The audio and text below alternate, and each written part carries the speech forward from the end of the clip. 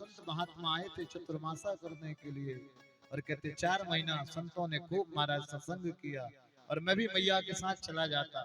मैया जूठे बर्तन मांजने के बाद जो जूठा मूठा प्रसाद बचता, संतों का शीत प्रसाद, कहते उसी प्रसाद को मैं ग्रहण करता, और धीरे धीरे मेरे मन में भगवान के प्रति भाव प्रकट हुआ और मैं सत्संग करने लगा। कुछ दिनों बाद जब वो महात्मा जाने लगे तो मेरे को बड़ा दुख हुआ। मैं भी उनके पीछे भागा। संतों ने समझाया, बेटा तेरी मैया ने जूठे बर्तन मांज करके तुझे पाला है ताकि तू बुढ़ापे की लाठी बने, और हम ऐसे तुझे लेकर के नहीं जाएंगे। मैया तेरी आज्ञा दे तब लेकर जाएंगे। मैया ने कहा, बेटा अभी मत जा, बाद में चले जाना। और कहते संत चले गए, बिछुरत एक प्राण हर ले। संत जब गए तो नारद जी विचलित हो गए। पहले जन्म की कथा बता रहे हैं, अब दुखी हो गए, रोने लगे, और जाकर के कहा कि हे प्रभु, जब तक मेरी मैया रहेगी तब तक मैं भजन नहीं कर पाऊंगा। यही विचार कर रहे थे, और कहते रात्रि का समय था, मैया गाय का दूध दुहने के लिए गई थी, और कहते जैसे गाय को दुहने को गई, एक भयंकर सर्प ने डस दिया मैया को। मैया की मृत्यु हो। मैया जब मर गई, नारद जी ने जाकर के माता का संस्कार किया। आंख से दो तरह के आंसू निकले। एक आंख से ठंडे आंसू और एक आंख से गर्म आंसू।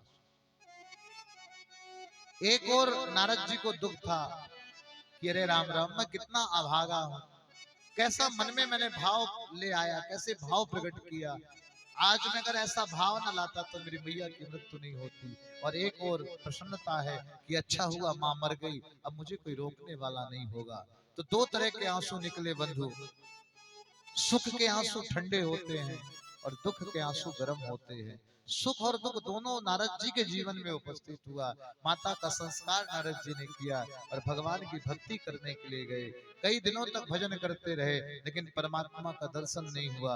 प्रभु ने ध्यान में आकर के कहा, नारद अभी आपके जीवन में कुछ संस्कार बाकी हैं, इस जन्म में नहीं, अगले जन्म में तुम मुझे प्राप्त करोगे। और महाराज व्यास जी, कहा मैं दासी पुत्र नारद, और उसी परमात्मा का भजन का प्रताप है कि देव दत्ता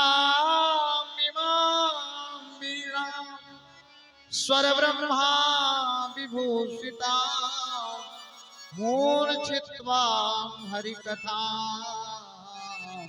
गायमानश्चरामि हम। दूसरा जन्म जब मेरा हुआ तो महाराज मैं ब्रह्मा का मानस पुत्र बनकर के आ गया। वो जो ये बीड़ा है ना मेरे हाथ में, ये स्वयं परमात्मा श्री हरि ने दिया है। जब से लेकर के आज तक गोविंद के गीत गा रहा हूं। तो कोई कितना भी बड़ा धनवान हो, कितना भी बड़ा ऐश्वर्यवान हो, कितना भी बड़ा विद्वान हो, जब तक परमात्मा के